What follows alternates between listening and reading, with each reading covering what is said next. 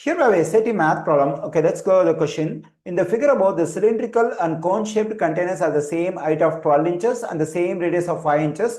If the cone-shaped container filled with water and then the water is poured into the empty cylindrical container, what will be the depth in inches of the water in the cylindrical container? Okay, here this cone-shaped container is filled with water. Then this complete water in the cone-shaped container is poured into the cylindrical container. So in that case, we have to find the depth of the water in the cylindrical container in inches. Okay, here we know that the volume, the formula to get volume of a cylinder is pi times r square times h, and the formula to get volume of a cone is 1 over 3 times pi times r square times h.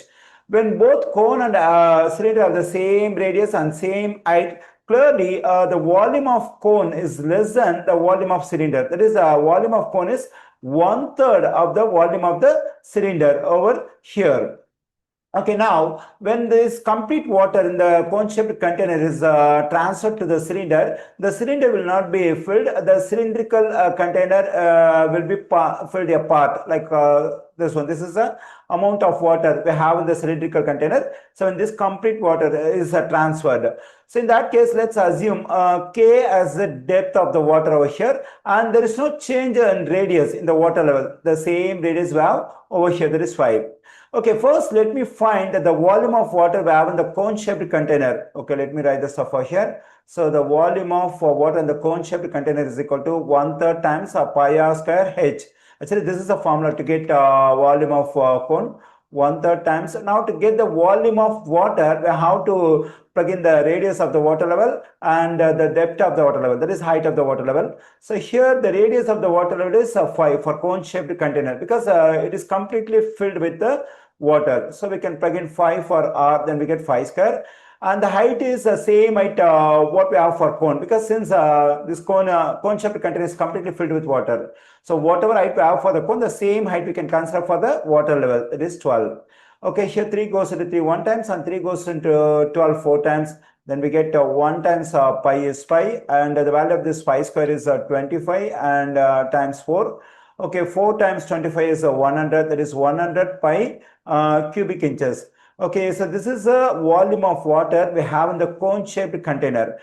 Now, the same amount of water is transferred to cylindrical container. Then the volume of water in the cylindrical container is equal to 100 pi. Okay, here on the left side, let me write the formula for volume of a cylinder, that is pi r square h equals to 100 pi. Okay, here this formula represents a volume of water in the cylinder. In that case, this R represents the radius of the water level and this H represents the height of the water level or depth of the water in cylindrical container. Okay, here the radius of the cylinder and the radius of the water level, both of them are same. So that is 5. So we can plug in 5 for this R, that is 5 square. And already we have assumed K as the depth of the water in the cylindrical shaped container. So this K is the height of the water level in the cylindrical container. So we can plug in this K for H over here. Then we get times K equals to 100 pi. Okay, here the value of 5 square is 25 and we can write this expression as 25 times pi times K equals to 100 pi. Okay, now let me divide both sides of this equation by 25 pi. Okay, let me do it. When I do so, this 25 pi will cancel, this pi will cancel, 25 goes into 25 one times and 25 goes into 100 4 times. I am getting K equals to 4. Okay, here we have assumed K as the depth of the water in the cylindrical container. Since we got K is equal to 4, the depth of water in the cylindrical container is 4 inches.